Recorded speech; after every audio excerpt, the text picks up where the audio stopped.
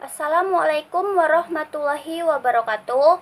Perkenalkan, nama saya Hilyah Aisyah dari kelompok 6. Di sini saya akan mempresentasikan mengenai teknik rekayasa genetika pada bidang peternakan.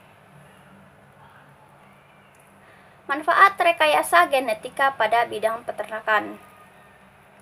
Berkembangnya teknik rekayasa genetika telah memungkinkan berkembangnya rekayasa materi genetik yang memungkinkan dibentuknya hewan transgenik.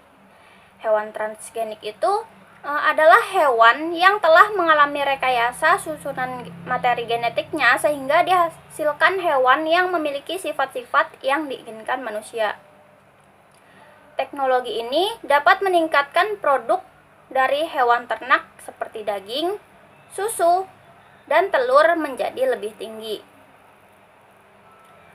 Sebagai contoh, yakni meningkatkan produk susu sapi. Hormon tubuh sapi didapatkan secara alami dan dapat meningkatkan produktivitas susu pada sapi.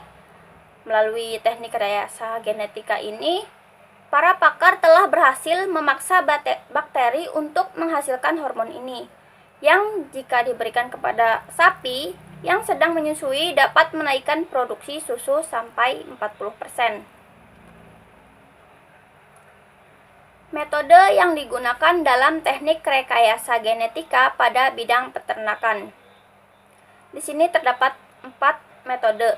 Yang pertama yakni penggunaan vektor. Secara garis besar, ada 4 vektor yang sering digunakan dalam proses rekombinan gen. Yang pertama itu ada plasmid, kemudian phage, lalu kromosom buatan dari hamir, dan yang terakhir adalah kosmid. Penggunaan jenis vektor ini tergantung dari tujuan rekombinannya.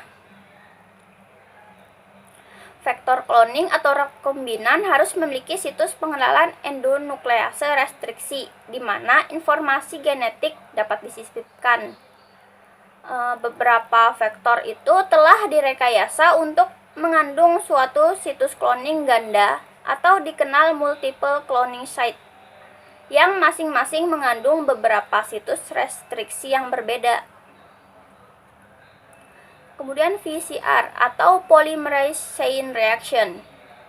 VCR ini memungkinkan adanya perbanyakan DNA antara dua primer hanya di dalam tabung reaksi tanpa perlu memasukkannya ke dalam sel. Pada proses VCR dibutuhkan DNA untai ganda yang berfungsi sebagai cetakan atau template yang mengandung DNA target untuk pembentukan molekul DNA baru, enzim DNA polimerase, deoksinukleosida tirofosfat, dan sepasang primer oligonukleotida. Pada kondisi tertentu, kedua primer akan mengenali dan berikatan dengan untaian DNA komplemennya yang terletak pada awal dan akhir fragmen DNA target, sehingga kedua primer tersebut akan menyediakan gugus hidroksil bebas pada karbon 3. Selanjutnya, DNA rekombinan. DNA rekombinan adalah teknologi yang digunakan untuk pengisolasian sekuens DNA tertentu dari suatu organisme atau sel untuk diperbanyak pada organisme atau sel yang berbeda. DNA rekombinan dibuat dengan menyisipkan fragmen DNA yang mengandung DNA target ke dalam suatu vektor. Penggunaan yang baru di bidang peternakan itu ada hasil usaha atau usaha untuk meningkatkan hasil hewan ternak dengan menggunakan teknologi DNA rekombinan. Dua proses yang telah diteliti itu ada insersi gen dari hewan lain dan insersi gen manusia ke hewan ternak. Metode yang keempat atau yang terakhir yakni screening. Nah, screening ini proses untuk mengidentifikasi suatu klon yang membawa gen tertentu yang diinginkan di antara sejumlah besar klon lainnya di dalam perpustakaan gen. Pada dasarnya, screening dilakukan dengan teknik hibridisasi menggunakan suatu molekul pelacak DNA atau DNA probe. Di dalam proses screening, molekul pelacak akan menempel pada sequence DNA yang komplementer dengannya sehingga klon yang diinginkan dapat dikenali. Apabila diperoleh protein yang merupakan produk gen tertentu dalam jumlah yang memungkinkan untuk menentukan sequence asam aminonya, maka dari informasi sequence asam amino ini dapat disusun beberapa kemungkinan sequence DNA yang menyandinya. Selanjutnya, informasi sequence DNA yang disusun dapat digunakan untuk membuat molekul pelacak. Komponen penting yang diperlukan dalam teknik rekayasa genetika bidang peternakan.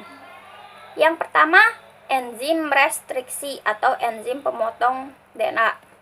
Enzim ini berfungsi untuk memutus ikatan gula fosfat DNA dan memotong nukleotida-nukleotida yang spesifik pada DNA.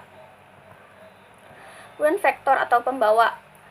Vektor atau pembawa itu merupakan suatu komponen pembawa gen yang akan dimasukkan ke dalam sel inang. Suatu vektor harus memiliki bagian titik mula replikasi atau ORI, Origins of Replication, yang menandai tempat dimulainya replikasi DNA. Gen seleksi yang membantu mengidentifikasi sel yang akan diubah dari sel aslinya, dan situs restriksi atau daerah cloning yang merupakan urutan DNA khas yang akan dikenali oleh enzim restriksi. Selanjutnya, enzim ligase. Nah, enzim ligase ini berfungsi untuk menyambung rantai DNA. Selanjutnya, sel inang yang kompeten. Sel inang yang kompeten ini berfungsi untuk memperbanyak molekul DNA rekombinan hasil rekayasa genetika.